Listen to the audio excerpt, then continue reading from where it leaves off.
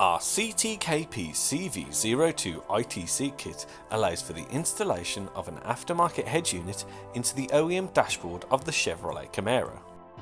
In this video, we will showcase the latest updates for the CTKPCV02 kit.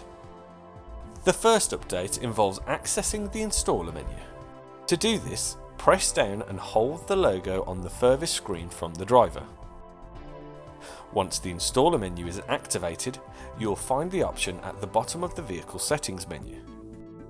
From here, you can enable or disable features that may or may not be included within the vehicle.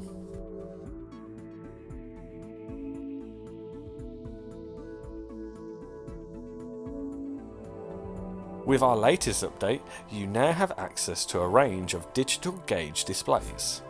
The gauge layouts can be modified by heading into the ITC settings. When this is all set up, you can then scroll through your displays by simply tapping the screen furthest away from the driver.